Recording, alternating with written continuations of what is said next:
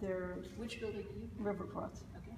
So there occasionally is an odor from the garbage room. Louder, Sorry? Louder. Oh, there's an odor from the garbage room. Does that mean that the valve is not sealed properly? Well, when you say the garbage room, do you mean the basement where the valve is? The basement room. Where the valve is? Where the valve, where the chute comes down and ends up, the garbage ends up.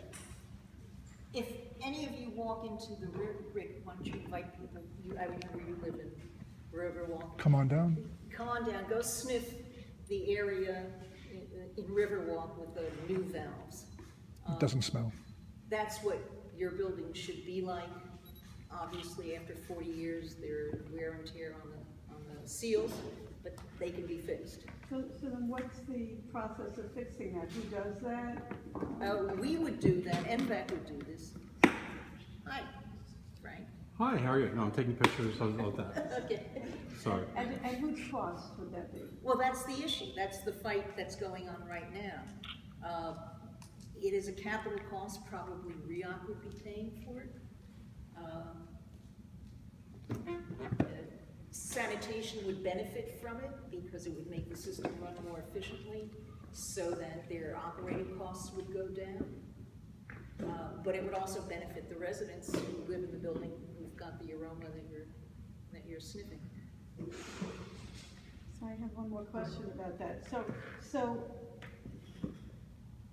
is this a fight that we need to do one building at a time, one problem at a time, or are you recommending, or maybe you can't recommend, but you know, are we thinking about recommending then that we do a complete overhaul of the system? We looked at 32 valves, which are the valves that are represented in the original Roosevelt Island buildings.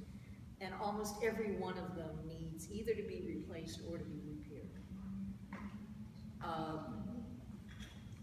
It shouldn't be done building by building. My sense is it should be done island-wide as a comprehensive program. I don't want to use the word fight.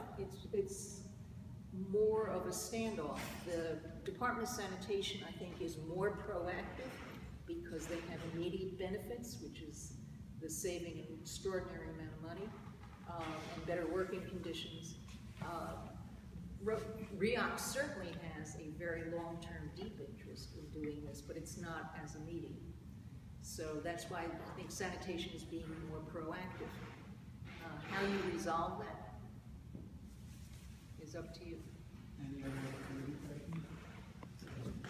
So, Jeffrey Escobar, co-chair of the So just a couple of questions. I'm sorry, Jeffrey Escobar, co-chair with the Finance Committee Board.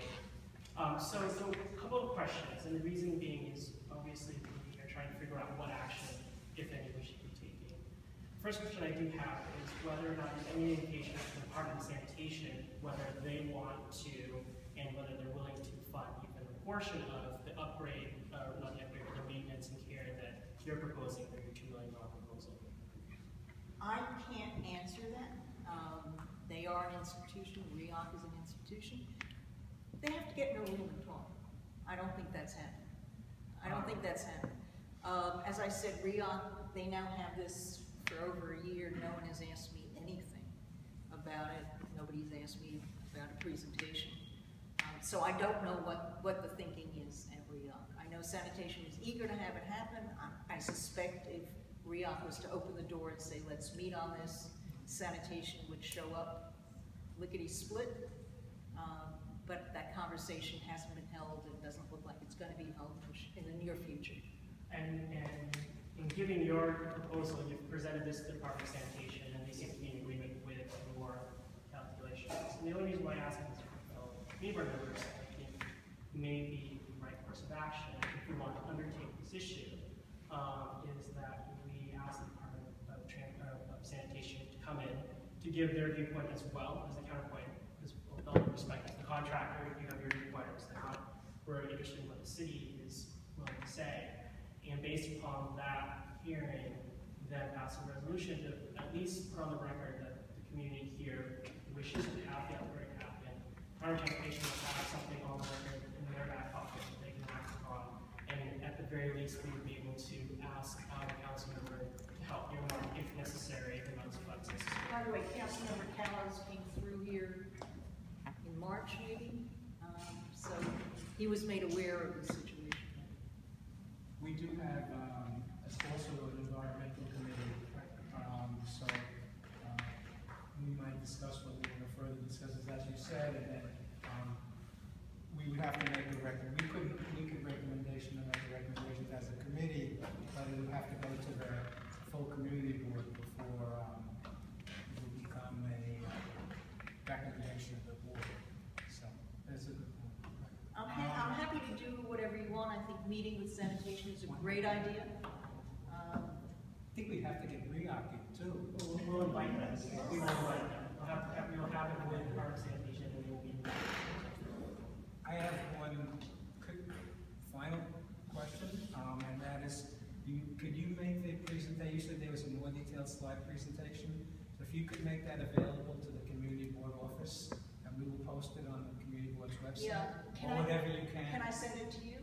I don't know or if you give me a business Yeah, card or that contract. Well, the community board address is on the agenda. Okay. Later, send it to Lathan.